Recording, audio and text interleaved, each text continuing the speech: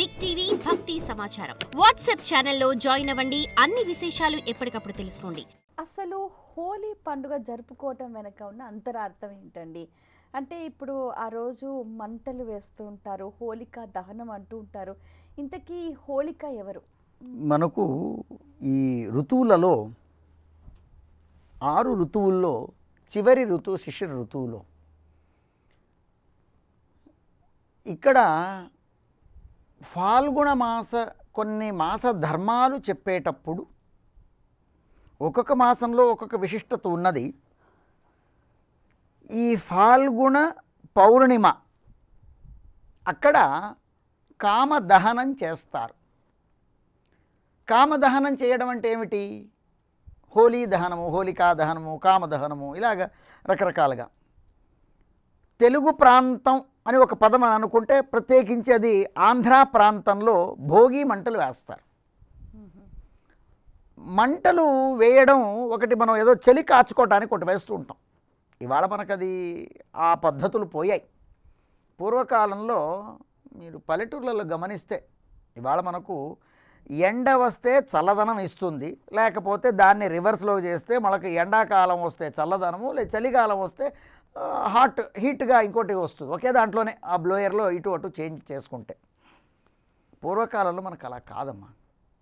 నలుగురు కలిసి 4 వీధుల మధ్యలో కూర్చొని అక్కడ చిన్న పెద్ద తేడా లేకుండా ఆడమగ అందరూ కూర్చొని 4 పుల్లలు వేసుకొని చలి కాచుకుంటూ, చలి మంటలు కాచుకుంటూ అందరూ ఒక పుల్లలు వేస్తూ ముచ్చట్లు పెట్టుకుంటూ పూర్వకాలంలో అంటే దాంట్లో ఒక కలయిక కనిపించేది. ఇప్పుడు ఇవాళ మనకి ఎలా ఉంది అంటే ఎండాకాలం ఉంది ఏసీ కావాలి అని అంటే తలుపు అని అంటాం వెంటనే, అంటే లోపలికి ఇంకోటి రానివ్వకుండా. ఆ ఏసీకి కూడా ఒక లిమిటేషన్, 1 టన్ను, 1/2 టన్ను, 1.5 టన్ను, అంటే దాని కెపాసిటీ అంతే, ఆ రూముకు సరిపడేలాగా. పూర్వకాలంలో చలి కాచుకోవడానికి ఎంతమంది అయినా దాని చుట్టూ కూర్చునేవాళ్ళు.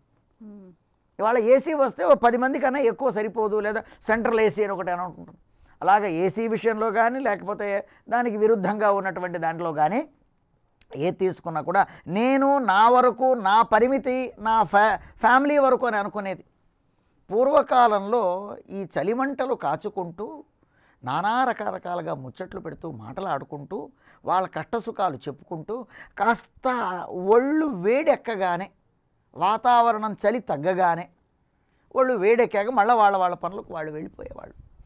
అలాగా వాళ్ళ సుఖ దుఃఖాలు చెప్పుకునేటానికి అదొక రకంగా మంటలు వేసుకోవడం. భోగి మంటలు ఆంధ్ర ప్రాంతంలో వేస్తారు.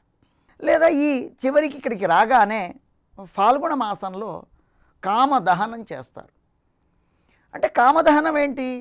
ఇప్పుడు మనం ఒకటి అనుకున్నాం, పుల్లలు వేసుకొని మంటలు పెట్టి మన ఒళ్ళు కొద్దిగా వేడిక చల్లదనం, ప్రకృతిలో ఉన్నటువంటి చల్లదనం పోయాక, చలిపోయాక, నేను చైతన్యం నాకు వచ్చాక, అంటే రాత్రి పడుకున్నాక వాడికి ఒళ్ళంతా చలితో రక్తం గడ్డగట్టకపోయి వాడేం పనులు చేసుకోలేక కొద్దిగా బద్ధకించడానికి వాడు ఉపక్రమిస్తే ఆ బద్ధకం పోవడానికి వేసిన మంట ఇది ఒక రకమైతే, కామదహనము పైన కనిపించేది ఒకటి, లోపలున్న అంతరార్థం ఒకటి.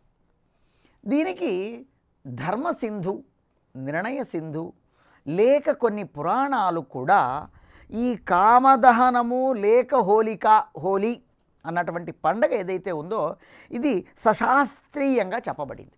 పుల్లలు వేసి మంట పెట్టుకొని ఒళ్ళు వేడెక్కి మళ్ళీ మనం పనిలోకి వెళ్ళడం ఇది ఒక ఎత్తు అయితే, మన లోపల ఉన్నటువంటి చెడు ఆలోచనలను దూరం చెయ్యటానికి దానికి కాస్త సెగ తగిలితే అది మనకు దూరం పోతుంది. For more videos like this, subscribe Big TV channel.